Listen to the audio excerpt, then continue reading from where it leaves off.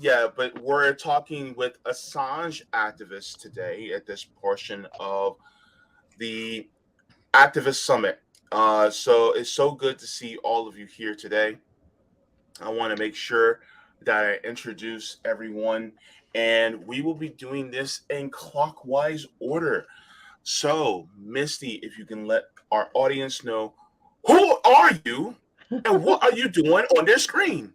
Well, hi, I'm Misty. I am an activist, organizer, and host with Action for Assange. That's why I'm here, I imagine. And yeah, I'm really excited. Thank you guys for doing this and for actually giving a voice to the people who are on the ground doing the work. I think that's really important. Thank you so much. Kendra. Hi, I'm Kendra, and I started a group in Denver shortly after Assange's arrest, Denver Action to Free Assange. Been working with everybody here for a long time, going to work with Action for Assange, going to DC. So it's been about 3.5 years, and yeah, same here. I echo those sentiments. Thanks so much for having us on and giving a voice to this. It's really helpful. All right, Paula. Hi, thanks for having us. So I date back to when Julian was silenced back in 2018. I got very interested in the case when there was a hashtag reconnect Julian. There was a 10-hour vigil for him. It really opened my mind to the Assange case, all the details, all the key people who were supporters. From then, it's just a long history of helping activists, them helping me. I'm a co-organizer for the Boston area Assange Defense, and I helped organize the recent DC Action for Assange group. Thanks for having us. And it's a good question. Why am I here? I shouldn't be. I should be live tweeting this. Nonsense. I don't go on camera. Okay. Is it pronounced Halo or Hollow? Halo, like the game. Halo. Hi. I think the first time that we were actively in the streets for Julian was the Million Mass March in 2015, November 5th. At the time, I actually thought that things would play out legally and he would be a free man way before things got so out of hand in 2016. Prior to that, I was mostly just writing letters and making phone calls, but over the last 7 years, it's been in the streets with signs, getting people to write letters for me, make phone calls, that kind of thing. Just everything you can do every day, I guess. All right. Thank you so much. And David, who are you and why are you here? Yeah, Daniel Cedar. Hey, thanks for having me. So yeah, similar. I've kind of started my own thing in North Carolina first when they took Julian's internet away, and then once they dragged him illegally out of the embassies, when I really wanted to step up my activism and get in the streets. And then I got hooked up with the Action for Assange crew with like Steve and Andrew and Paula, Misty and Kendra. So yeah, we have done a ton of events in DC and just been keeping it going from there. All right, perfect. The substitute teacher is leaving. Sabby. I love JP. I don't know what to say, but welcome. So how many of you were in DC with me and Misty? There are a lot of people there. I lost track of faces. Kendra did an event in Denver with Kyle Anzalone as a keynote speaker, and Halo was in Tulsa. They're always in the streets as well. So they both did corresponding events in their area. Mm-hmm. I just want to say thanks so much. Like that was phenomenal. Like I really did. And I do have to ask this question, Missy, because I didn't get a chance to ask it when I was there. Who came up with the idea for the yellow banner that we all that's kind of a multi-pronged answer here. So our friend Truman in London is an amazing activist. He's in the ground or on the ground constantly, and he started Yellow Ribbons for Assange, I think in 2020. And so that was kind of where the yellow ribbon idea started from. And he's very great about, he goes to all of their different actions and he ties, if you DM him or message him on Twitter, he'll write your name like Misty USA on a yellow ribbon, and then he ties them at all of the different actions that they do. So that's where the kind of yellow ribbon idea birthed from. But then also Kendra at an event she did last year, was it last year, I think? She utilized that really well, and it was a really bold, it really made like a bold statement. And so then Paula kind of picked up on both of their ideas. And it was Paula's idea to do the massive 240-foot ribbon. And she hand stenciled that, and Paula put in a ton of work, and it was really, really, really dynamic and such a great idea. I think it really kind of helped to tie the DC event to the London event, in both that we surrounded the Department of Justice with a march, and then also that we used the yellow ribbons, which is like a really prominent piece of the UK actions. I just want to show people here, for those who have not had a chance to see what that looked like. So this was phenomenal. Like I said, like I've been to other like protests before, but going to this one, I was like, holy crap, how much fabric is that? Because that would cost a lot at Joann's. Like at Joann Fabric, I was like, there's no way. How did they? But I just want to play this for those who have not had a chance to see here. Julian Assange, free, free, Julian Assange, free, free, Julian Assange. You're welcome.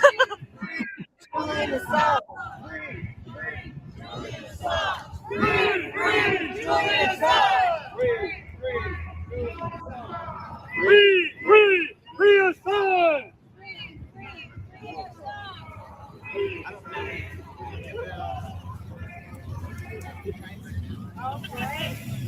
They're sorry.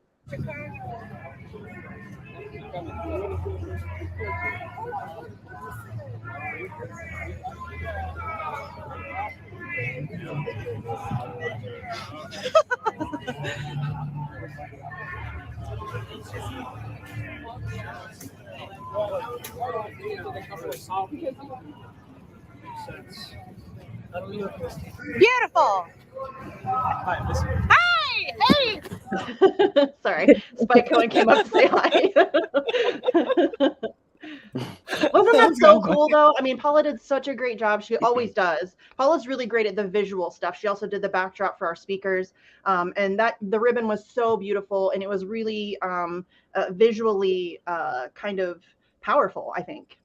I saw your tweet, Misty, afterward, and you're like, I'm not going to lie, I'm getting emotional seeing this. And this same thing for me, just because, I mean, a lot of us there when we were first in DC, just to see the growth. Yes. Even despite the media blackout and all these people coming together and finally, you know, people working together, because everybody here has always been like, you know, free speech is more important than our political differences. So to see that play out in that crowd there, that was awesome.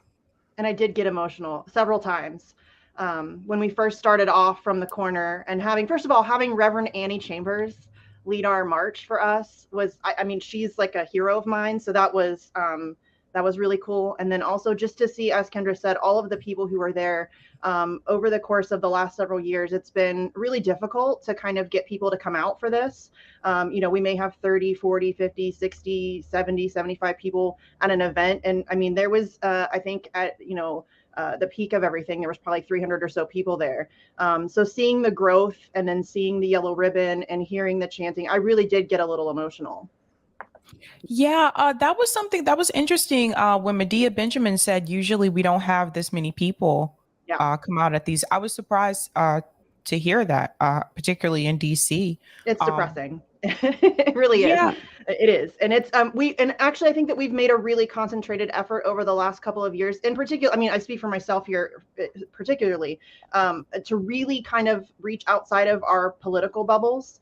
And so, as Kendra said, like this really is bigger than our political differences. So we had libertarians and Greens and independents, and it was really across the political spectrum, and everybody came together for this event and for this, you know, this cause. And I think that was also really powerful to see. Agreed. Now, can you guys explain to people the significance of Julian Assange and his freedom, because I think some people when they hear this name, first of all, most people I talk to have never heard of Julian Assange, by the way. Yeah. But I think that it seems like most people that I do talk to that have heard of him, they just know of him in reference to WikiLeaks, Hillary Clinton, not exposing U.S. war crimes. So could you guys please explain that significance with Julian Assange? Somebody else want to talk? I feel like I'm talking all the time. I can talk about it. This case sets a precedent. And it's different in each country, right? So in the UK, if they, do the US's wishes, they violate their own Magna Carta if they in their own treaties with the US if they extradite them. So it's one issue there. And I guess that would be the issue for the rest of the world, that the United States can decide to pluck a journalist out of anywhere in the world and try them. And then here in the US, which I think is well, for me, I guess the most important thing, because we're the ones doing this, our government is the ones that are strong-arming other governments. It is a clear violation of our First Amendment on every level, and our free speech and our free press and right to know. But also, to speak to what Misty said, it is so hard to get people to come out in the streets, and it's because they're afraid. So this is already working. Like, the persecution of Julian is already working. There are journalists that are afraid to publish. There are people that are afraid to blow the whistle because who knows, they could end up the next Chelsea Manning. And there are people that they're literally afraid to assemble. Our freedom to assemble is also part of our First Amendment. So they're already using this persecution of Julian to strong arm us, to oppress us, to censor us. And if they succeed in doing it, that's it. That sets a precedent to go after our First Amendment on every level. And I think that's why you see so many people from across the political spectrum, because we might disagree about other issues, but we all agree we need to be able to talk about it, whatever the issues may be. So that's Yeah. right. I will say too that something that's really interesting to me, I did see the video. I can't play it on here, but for those who are not aware, there was a video. It was on Twitter at some point. I think Twitter probably took it down from everyone who posted it, but it was a video that showed U.S. war crimes, something that Julian Assange did capture. And I remember hearing U.S. soldiers saying, "There's kids in that van," and they killed them anyway. The kids didn't die, but they did shoot at them. Or The shoot kids at them. survived, yes. That's the collateral murder video. I highly recommend everybody go and watch it. It's about 38 minutes long. I will warn you, it's not easy to watch. And frankly, it's aside from watching it, it's, in my opinion, much more difficult to listen to it, because the cavalier attitude of these soldiers and these Apache helicopters, and just it sounds like they're playing a video game, you guys. Yeah. They're killing people, they're murdering people in the streets of Baghdad, and it sounds like they're playing Call of Duty or whatever. It's like, light them up. And at one point somebody says, well, you shouldn't have brought up kids to a gunfight. Well, the guy who was driving the van didn't bring kids to a gunfight. He happened upon a massacre that had just happened, and got out of his van. I think he was on his way to take his kids to school or something. Got out of his van in order to render aid to those who had been slaughtered in the streets of Baghdad. And the Apache helicopters performed what's called a double tap, which is a war crime, and that's when you fire upon an area and then circle around and come back and do it again. And get the people who are trying to be first responders. So it is video evidence of a war crime that WikiLeaks, through the courageous whistleblowing of Chelsea Manning, released to the world. Right, and that is one of the most famous videos or war crimes that WikiLeaks did reveal, which I'm sure it is being censored all over the place. The one thing with that, though, I think more people have seen that than ever before, thanks to Roger Waters and the tour he's doing right now. They has a amazing short clip and video, powerful video, showing that scene, which again, it's like 30 minutes long, but yeah, his video that he put together is really powerful. He's Wait, showing he it all shows. over the He world. shows. He He shows shows a that clip he's of that at concert? every single one of his concerts. He's on tour right now, and it's really powerful. He kind of explains what it is. He talks about the whistleblower Chelsea Manning, and then also talks about Julian Assange, and then he puts up on this huge screen. It's a very visual show. He puts up this huge thing that says "Free Julian Assange," and it's incredibly powerful. And he's reaching like just thousands of people with that message, and it's really cool. Oh, I think we have another one. Oh, yeah. Yay, Allie! Hey guys, can you hear me? Yes. Yeah. Allie is currently camping, and it's like the butt crack of dawn for her. It's So like- thank you, Allie. It's 3:15. So early. Oh my God. Wait, is Allie in the UK? I thought it was going to be 4, but where No, she's I in Australia. returned. You're in Australia right now, right? Yeah, I'm in Australia. I'm not on mute, am I? Because I can't see my little. No, you're good. icons. No. My, Your connection's a little spotty, but I think you're okay. can you hear me? Well, Yes. yeah, I'm doing caravan park Wi-Fi, so it is going to be a bit funny. So Yeah. if I'm not successful in communicating, just let me know. I'll go on my phone, but I don't have any holding devices for that. Now I am in Australia because I returned when Klaus Schwab took the restrictions off. Coming back here. So everybody knows, Allie is actually one of the key members of the London crew that does. They're out in the streets twice a week. They go to Piccadilly Circus all the time. They also go to Australia House on Wednesdays. And for those of you who follow me and who follow the Assange movement, she was also dear friends with Eric Levy, who we lost over the summer. So Allie is amazing. They are relentless in the UK. They are. Awesome. And, guys, that was a grassroots thing that evolved outside the court. We all met, like I knew people before, and we'd been doing some protests before that and vigil sort of things. We did it in Trafalgar Square and handed out like thousands and thousands of flyers to the very early days of the anti-lockdown protesters, right? We only went there, not because we weren't good people and didn't want to wear masks, but that was part of it. But also to hand out flyers to that crew, the Freedom Crowd, right? You'd think that would be a natural affinity for us. We got in trouble for it, and by sort of, others who were sort of more left lockdown types.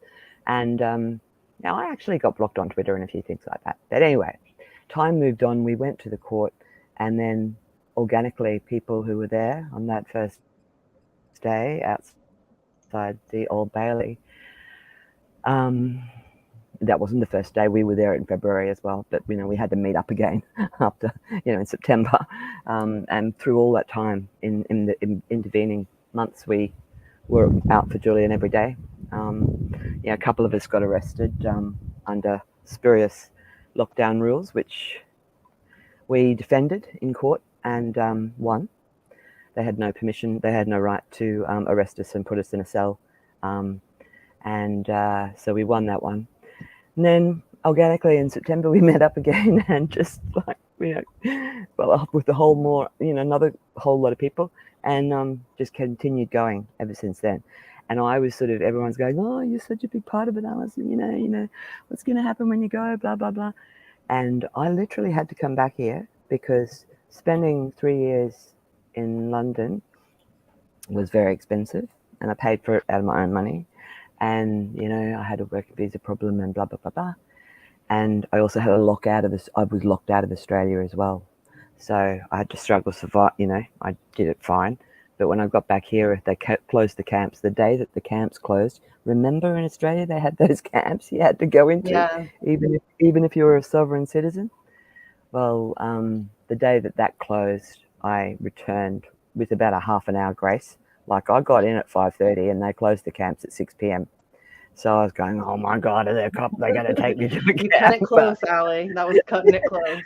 So Yeah. there was a big chick, but she didn't put me in the lockup. So I've been free here since then to a degree, and killing it there now. too. Like you guys are killing it in Well, Australia too. The Australia crew is doing a lot of stuff, and they've been really Amazing. successful in getting their politicians on board. which Yeah, yeah. we're not going to see that in the United States. But yeah, that's been. I mean, we're still trying to work on Anthony Albanese, who is kind of useless at this point. But yeah, Ali's been on the ground for a long time. It's all gone to a sort of like diplomatic levels, that we can't know about, and quiet diplomacy, is that what he called it? That's yes. Yeah. And Jennifer Robinson, Julian's lawyer,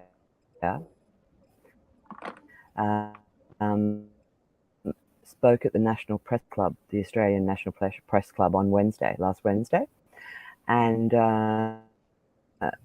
when she was asked questions in regards to, what are they actually doing, said she was murmuring that, they are talking. There are some discussions going on between, the governments of the US and Australia, but they're not letting us know how far talks have progressed. And of course, as you probably know, part of this was formed as the right, he'll be able to serve out his sentence in Australia.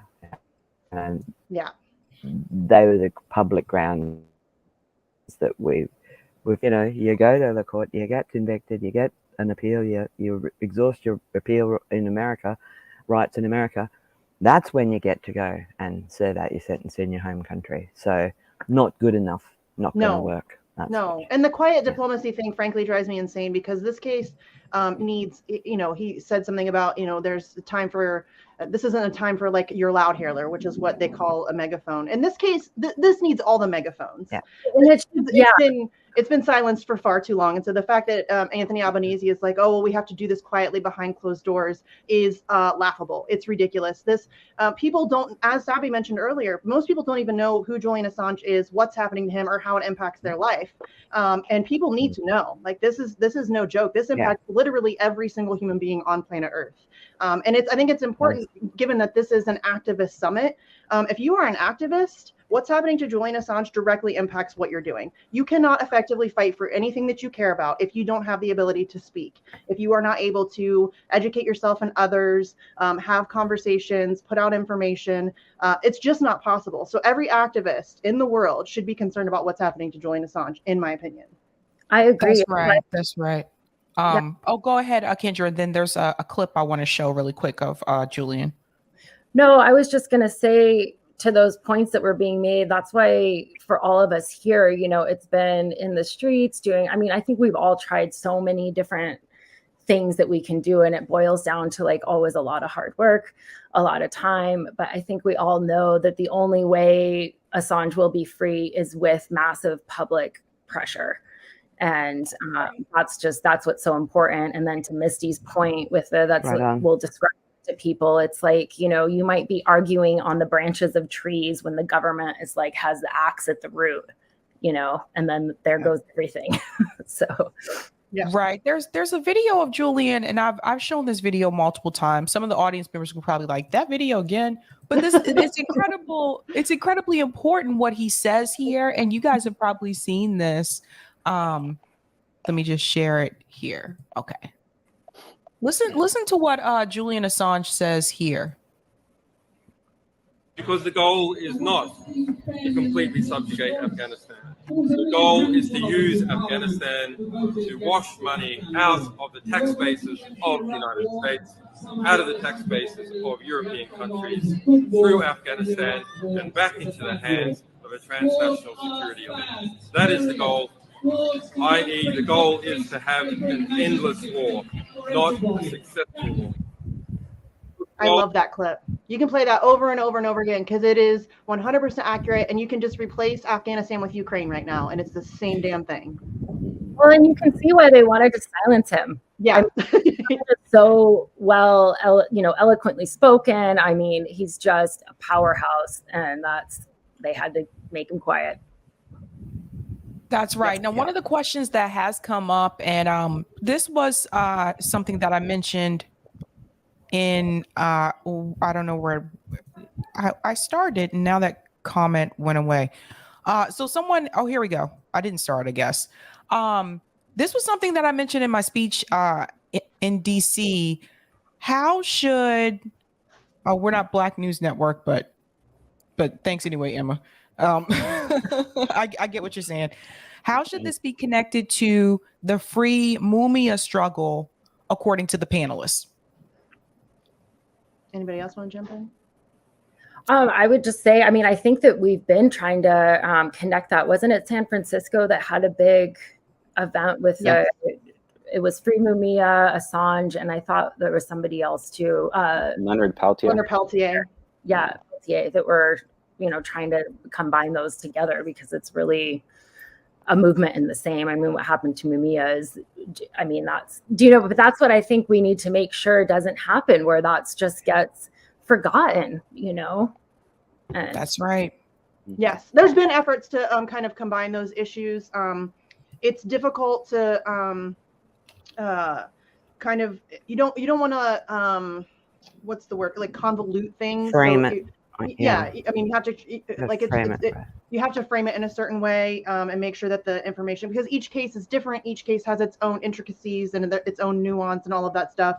But we've made concentrated efforts. I know we have a banner that says "Free all political prisoners," and it has Mumia and Julian and Leonard Peltier on it. We could add Daniel Hale to that as well. Now there's a multitude of political prisoners, and so and Mumia is a huge supporter of Assange.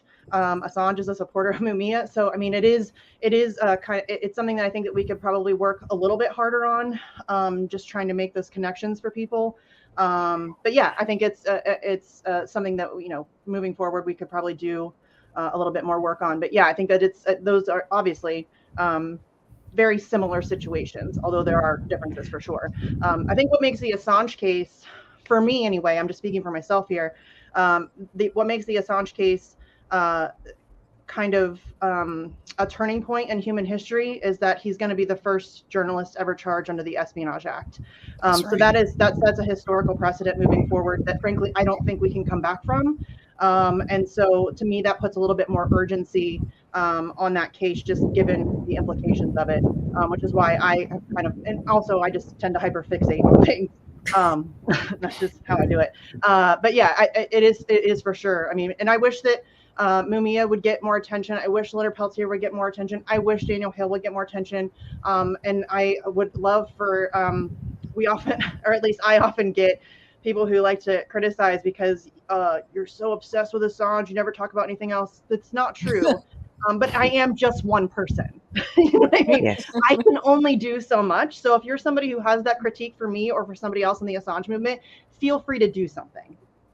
Well, if I can jump in, we're not going to know about any of the other fights that need fighting if we lose our free press. Right. So for me, it's exactly that. Like, how can we know what is going on in other parts of the world, who we should be speaking up for, what we should be fighting for, what kind of discussions we should be having if we don't even have a free press?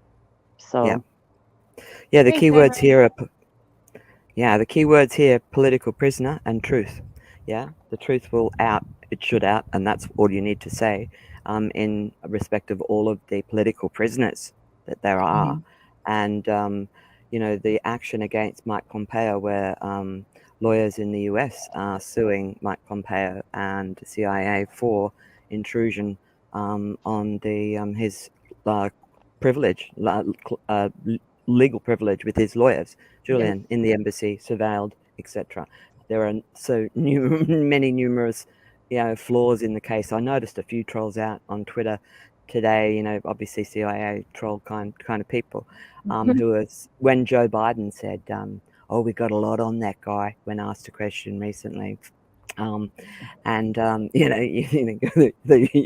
think you got a lot on Assange if that's the those 17 charges with the one other, the 18 charges doesn't it reveal what's already been revealed in the court is you got nothing on him. Yes. You're just trying very hard to make it look that way. Yeah, to bring it. It's all at the about end, appearances, and that's Sorry, really the way to communicate. Oh, Allie, we're losing you. Oh, I think Allie froze. Yeah. Yeah, I mean, she's moving. That was a little bit. But she brings up a great point, though. Like they literally, for those people who aren't familiar with, they really don't have anything. In fact, they have had to admit in court many of their charges or the things that they're accusing Julian Assange of, for example, that the leaks put lives in danger, they have on multiple occasions admitted in court that that is not the case. So their case is completely imploded over, in particular, over the past couple of years. So yeah, it's kind of embarrassing at this point that they're continuing with this. It's ridiculous, and that's what I think should make everybody so fearful, is that if they're able to do this to him with absolutely no cause whatsoever, I mean, you guys, that's not good. That's not good for any of us. So Jennifer Robinson's press conference at the National Press Club, her speech was very good, and it was interesting for me. I was a former mainstream media journalist who hid themselves as a sub-editor, because after I did the course and parents said, oh, you got to get a job, I was like, hey, this is corporate media. Why did I do this course? You know, like, I don't want to do it. But I ended up in this Murdoch newspaper in Brisbane in Australia, right? And I went, I just can't do this. I've got to hide myself as a sub-editor, you know, where me and my best friend were, you know, used to, you know, while our nights away on the subs desk, writing song titles into headlines. That's how much we... Oh, we're losing you again, Allie. Uh-oh. Arts, man. You have for the mainstream media. We're losing you, Allie. Now, at the... Allie. Can you hear? You're like in Did I and come out. back? You're breaking in and Have I out. just Yeah, come back? maybe pop out and pop back in, see if that helps. I can hear you guys. We can hear you. You're just, it's like you break in and out. Like, so we're catching like every third to fifth word ish. Yeah.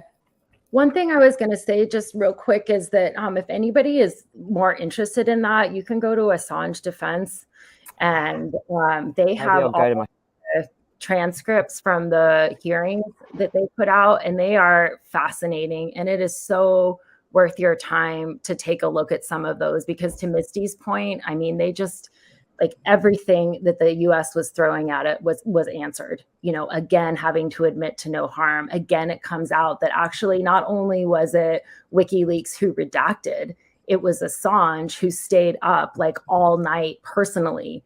So, do you know what I mean? It's like, and spent days on the phone trying to get in touch with somebody at the State Department to warn them and to get them to take action on it. You know, there's video of that. There's literal video evidence of him being on the phone with the State Department, trying desperately to warn them that, hey, we didn't let this stuff out, but somebody released the encryption key that is allowing people to have full access to these leaks, which is their unredacted names are included. And the State Department couldn't have been, they did not care at all. They were not at all concerned about that whatsoever. Right, he was trying to get through to Hillary Clinton, specifically, which is just.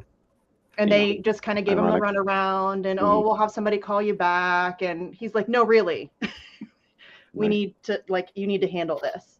So yeah, I mean, the case, I use that word very loosely because they really don't have one, is a joke of epic proportions. Right. At this point, it's just kind of like they're making an example out of him, I feel like. Yeah. There's a question here I do want to ask you guys. This is from Khan. You all should also collaborate with the Progressive International Group. Sabby, see if you can get Giannis Varoufakis on your show. Are you guys familiar with him? Yes. Yeah. Okay. Yeah, I mean, he's an Assange supporter. He talks about it openly. Yeah, I mean, I don't know that like I could get him on the phone, you know what I mean? But like, yeah, he's a supporter, and has been for a while, and has been very vocally supportive of the cause. So yeah, I mean, it's growing. I mean, we're seeing more and more people, especially more and more high-profile people. I think as the stigma kind of drops away, which is frankly thanks to the hard work of activists like the people on this panel right here, who have for years been combating the misinformation and the smear campaign.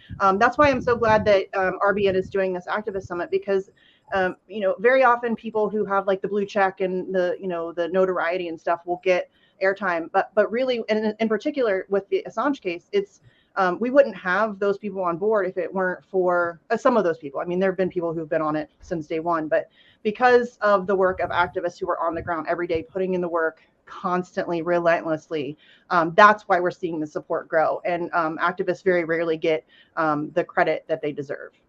especially the people here, not myself, like I'm not speaking about myself here, but like Paula in Boston is relentless. They're out there, I think, every other week. She writes a newsletter to Julian every month and updates him on all of the actions that are taking place across the world in his support. Kendra in Denver has been doing amazing events for a long time. Tulsa has been doing amazing events for a long time. Daniel has a billboard campaign in North Carolina that he's been running for months and months and months now, where he's got billboards going up. And as I already mentioned, Allie in London and now in Australia, they're all these are like some of the most dedicated people in the Assange movement, and I'm super grateful that they're getting like the credit that they deserve. Not that they ever asked for it, but they deserve it. Well, one of the things I that want was to say something. Can I speak to that a bit, because this is an activist summit? My daughter is she's almost 25. She's kind of grown up in the Julian Assange movement, but mostly because I dragged her around at first. But watching Paula, y'all might not know this, but she goes outside Merrick Garland's house. Yes. With her banners, and she just, I mean, she's been hassled and vetted or whatever by the Secret Service. And what that has done to my daughter, for my daughter and her group of friends, like, you're a legend, Paula. Like, I don't think that people realize that when you know what I mean? Like, my daughter thinks Paula is the rock star of activists. You know what I mean? Like, that you're brave and bold, but it makes them feel brave and bold, and, you know, finding that inner fight and how to express it or whatever, and seeing the lengths that you're willing to go to. Like, every time we take a stand, we encourage someone else to take a stand. Like Julian said, courage is contagious. You know what I mean? And in Paula's case, that is definitely the truth, because you've got like a lot of young adults here in Tulsa, just they think that you're the bee's knees, you know. So thank you for all of that, Paula. Truth to power, taking it right to them, you know, because they're embarrassed when they, you know, oh, they're here, you know. Yeah, Paula, absolute legend. And there's legend. There's a crew in Sydney that go to the Albanese office, and you know, all the time, and they, you know, and it's worthwhile doing. I mean, the look on Mike Pompeo's face when we were outside the Policy Institute in London and doing a big with a 5 or 6 man protest, and the Secret Service, you know, had their arms out trying to hold us back like we were going to run towards Mike Pompeo, you know, and do anything to him. You know, he hid inside that building for an hour before he could come out. They tried to divert us around the other way, pretending by taking all the black cars and motorbike brigades and all that around the other side. But we knew, no, this is a trick. This is one of your smart CIA tricks. So we stayed where we were, and Pompeo, like a rat, eventually had to come out. And the way his face fell when he saw that we weren't going, yay, Mike Pompeo, we were going, yo, murderer, CIA gum, you know, was priceless. Yeah, so there is something in that to teach people not to be afraid, like Paula is doing, of these powerful people, you know, take it right to their faces and, you know, tell them, you know, it is not right. This is not the truth. I feel like we are on, if you want to do a baseball analogy, we've got all the bases loaded and we're going for the home run, because the narrative is falling away from them. You know, we need to stay on the message that Julian is a political prisoner, and that, you know, this is the death of the free press, you know, and you're trying to kill him with it, you know. So, you know, stay on that message. And Jennifer Robinson said at her press club launch speech that it's a political solution that needs to be done.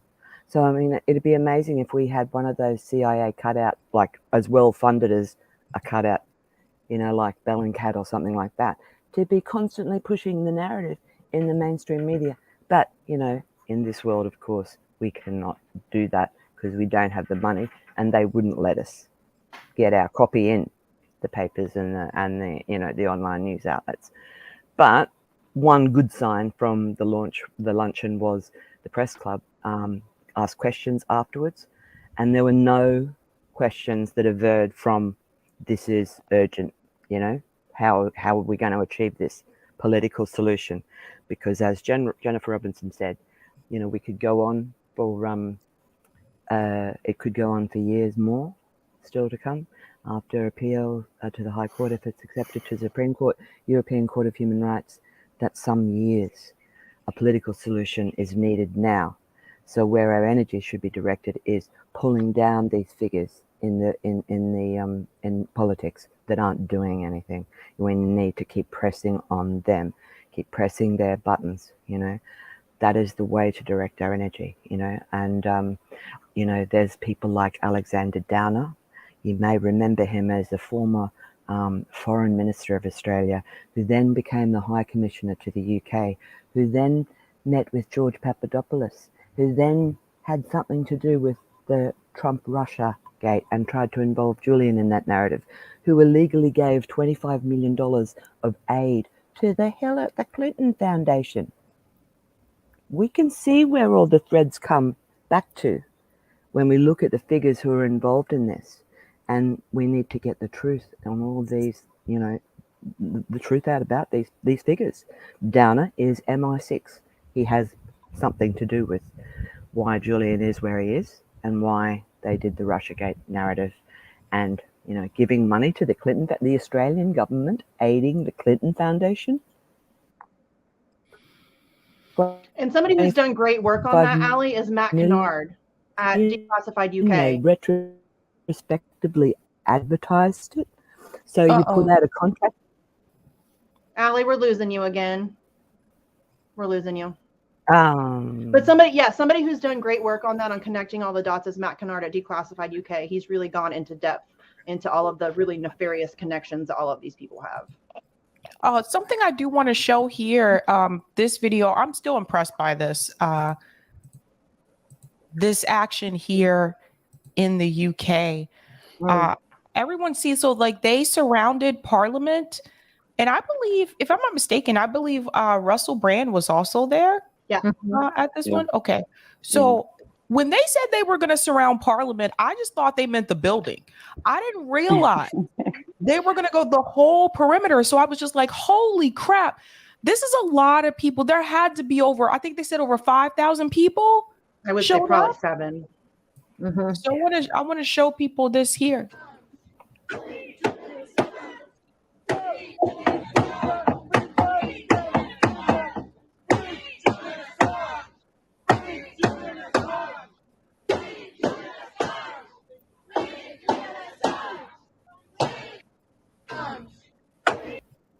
So that one, that was like huge, but I will say, you know, I think the fact that you have people like Roger Waters and you have Russell Brand be very vocal about Julian Assange, I think that helps. You know, it helps the movement. I do appreciate when like people use like their celebrity like platform to get those causes out. I don't think they should lead it. I don't think they should lead these movements, but it does create more awareness to the issue. So I do appreciate that. But I think that one of the questions I do have for the panel, and I'm going to start with you, Daniel. What do you think will happen if Julian Assange is sent to the United States? Well, I really hope that never happens. I don't want him to step foot on U.S. soil. But I think if it does come to that, which is a possibility, obviously, I hope, and especially as it's from like our last event in D.C., I have a lot more hope too that the pushback and the protests and people's voices will just get louder and louder because we cannot have it. And yeah, that event in DC the last time was just so heartening. And thank you, Sabby, for being there and speaking. And maybe I'm a little biased, but like all of those speeches were amazing. Even if you weren't there, it's like worth just watching them. And it was just the right kind of energy and like anger too. Like that was just, that's what we need exactly. And that's going to have to get even louder if he does come here. So we are growing, so that's good to see. But yeah, I hope it doesn't come to that either way. Yeah, there's also been a, I guess you would say like mainstream media has kind of been avoiding this story, and that's why some people don't know about it. Yeah. Right. And like Ali was saying, I mean, obviously we don't have anywhere near the resources that the U.S. government, the intelligence agencies do, and their ongoing smear campaign of Julian is just unbelievable. I mean, it's been going on for years and years, and that's why we have to do what we can to push back, and even if that's just having conversations with people because again, I think there is more support than ever, but it's still frustrating to me when I'll talk to a friend or something and they like agree with us, but they have to like preface it with, I don't like him, or I don't think he's like a good guy, or what, and that's just from this ongoing smear campaign. It's just like, because if you ask them, they don't really know why, and like all those smears are proven lies too. So I don't I would tell people, don't preface it with anything. You're doing half of the CIA's job for them. Yeah, as much as we should fault mainstream media for their part in that, it's also incredibly frustrating to me that independent media doesn't cover this the way that they should, to the extent that they should. It's very difficult to even get independent media to cover the Assange case, and that is really annoying to me, because I understand why mainstream media doesn't cover, or why they smear Julian Assange. That makes total sense. They're in the same pocket as the intelligence agencies and all of that stuff. So that's part and parcel. Like, I wouldn't expect anything else from them. But for independent media to not cover this case, or to cover it in a really disingenuous way, or to see somebody like Crystal Sager use the CIA talking points against Julian Assange in a segment, make fun of him and all of that stuff, like, that's really, to me, that's worse. And that's why it's very frustrating to me to see independent media drop the ball on this. Yeah, no, I agree 100%. I think also at one point, TYT also smeared Julian Assange. Yeah, a couple times. Yeah, that really doesn't help. Ali, what is the sentiment in Australia, because that's his home country, correct? Yeah. I'm traveling up to his birthplace at the moment and to rally troops there. I have not met one person in Australia that is not supportive of Julian and who does not think that he should be brought home immediately. Not in shackles, but as a free man and allowed to recuperate and recapture his life and live with his family peacefully. That is, what Julian will obviously do. He's not fit to continue his work at WikiLeaks to the capacity that he did. Although the lawyers and his family are quiet-lipped about his condition, except to say that he is suffering profoundly. We have to take that as the word. He's not fit. If you imagine yourself in that position, being arbitrarily detained for 12 years, with the threat of being killed by the CIA constantly, being spied upon, etc., fearing for your family's life, etc., he needs to recuperate. So he's no longer a threat to the CIA, and he needs freedom. His freedom. It upsets me when people use Alex Navalny as a comparative case of a political prisoner. When Julian's only ever been about good and right truth, and to help the world. If we could convey to people that, this man who tried to save us and, save truth for us and to open our eyes to what's going on has, committed the crime of journalism only. And he sacrificed so much, and he did it willingly again and again, over and over. Sorry if I sound like I'm whispering, but a man came out from a caravan and said to shush down, are you going to finish soon? So...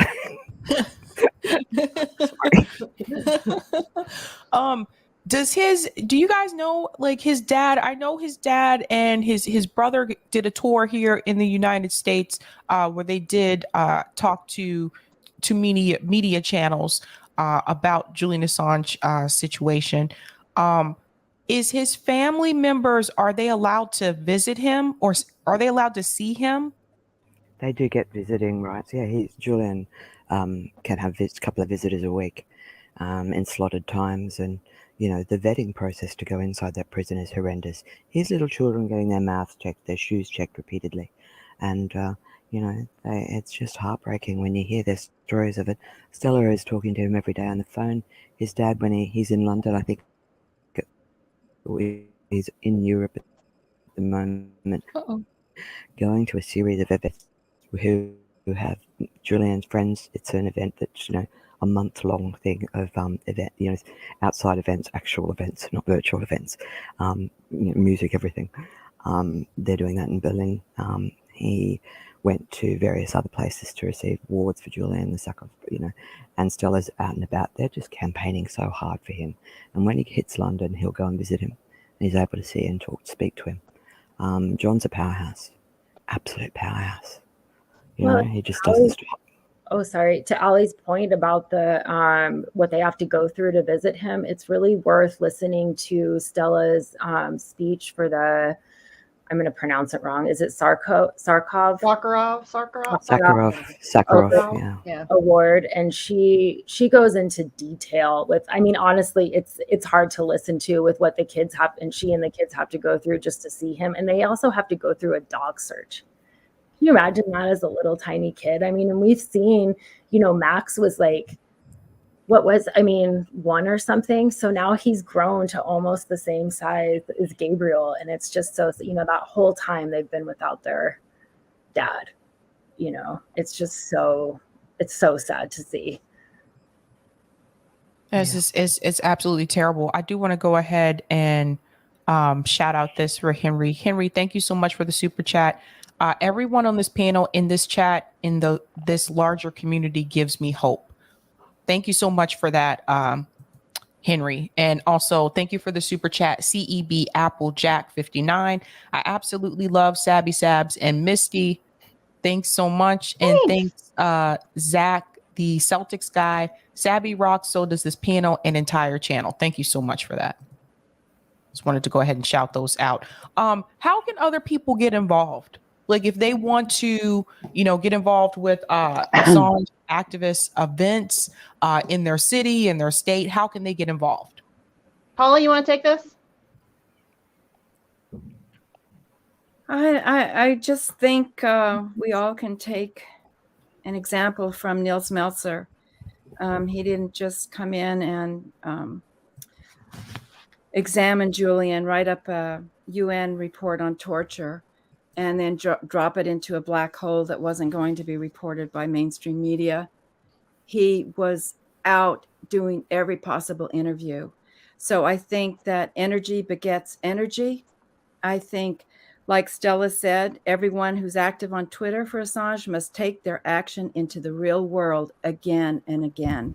So people like repetition.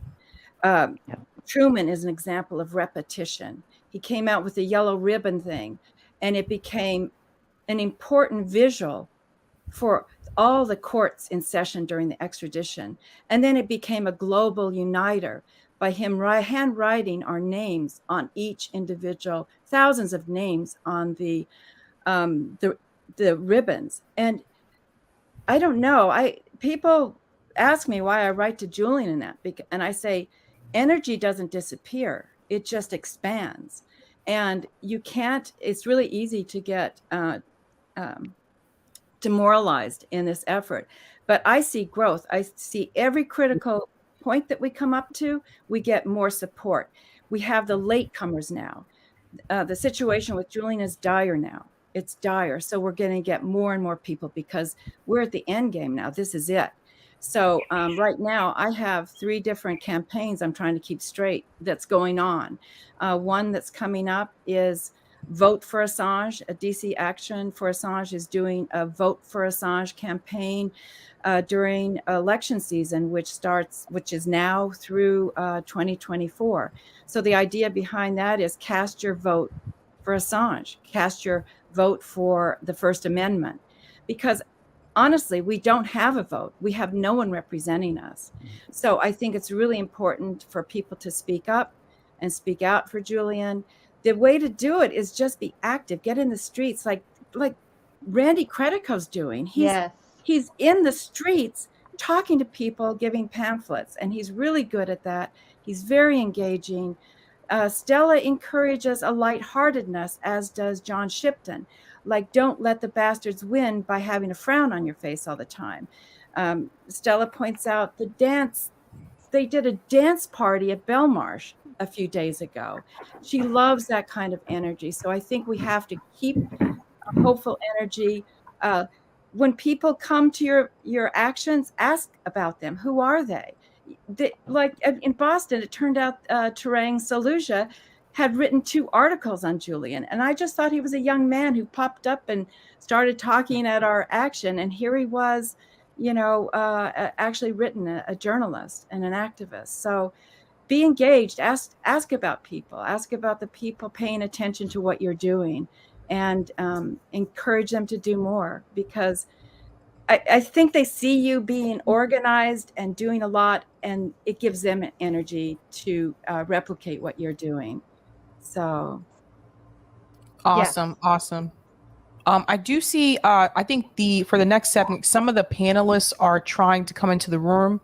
So I think that we can go ahead and try to wrap up here. Can I just really quickly say something about how people can, because I think that this is really important, and that's really what this whole thing should be about, is how to get, we need more people involved. I mean, that's it. As Kendra said earlier, I think it's going to take mass public pressure. We can't depend on the courts to do the right thing. We obviously can't depend on politicians to do the right thing. And there are so many things that you can do. You don't have to be like obsessive person like I am. Like that doesn't have to be you. You can, it's as easy as writing emails, or making phone calls, or walking around your neighborhood and hanging up flyers, or just having conversations with your friends and family. There's so many things that each person can do, and really it is just about getting the information out, because so many people are completely unaware about what's happening. They don't know who Julian Assange is. They don't know how, because I can't impress this upon people enough. This isn't about Julian Assange. This is so much bigger than that. It's so much bigger than him. He's being used. He's the, the kind of the head on the stake outside the castle walls, right? He's the warning. And it's not just about journalism, because they get to define what a journalism is, or what a journalist is. And so this could come for any of us. If you have a blog, if you tweet, if you have a YouTube channel, that could apply to you. And this really is about, they are trying to criminalize truth.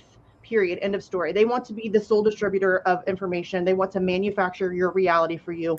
And I'm not comfortable with that. These are known liars, right? And so this really is about our ability to fight back against that. And so, trying to galvanize other people to get involved is really important. Just getting the information out there is really important. There are just so many things that you can do in order to aid in this fight. And, there's a lot of people who have like this defeatist attitude. Well, oh, he's probably going to die, or, oh, it's blah, blah, blah, blah. Okay, well, stay home then. But this fight is worth fighting. And we don't have really the time for defeatism. This is it. I mean, to me, I think that this case represents a turning point in human history. So we need people to get on board and to make noise about this. And again, this is an activism summit, right? This is for activists. Every single activist who has taken part in one of these panels over this weekend should be concerned about what's happening to Julian Assange. And, we need to cross-collaborate. We need to really come together on all of these issues. So yeah, I mean, we really need to, kind of get people to be, to get over the kind of, I think a lot of people are just kind of overwhelmed. They don't know where to start. And so if we can just get people to recognize that, getting involved doesn't mean you have to go to DC every time that we go to DC, right, or whatever. Halo in Tulsa, Kendra in Denver, you can start something in your own community. But even if you can't do that, there are other things that you can do. And I want to just really impress upon people that everyone is welcome. We don't care who you voted for. We don't care what party you belong to. We don't care what ism you subscribe to, what books you read. We don't care.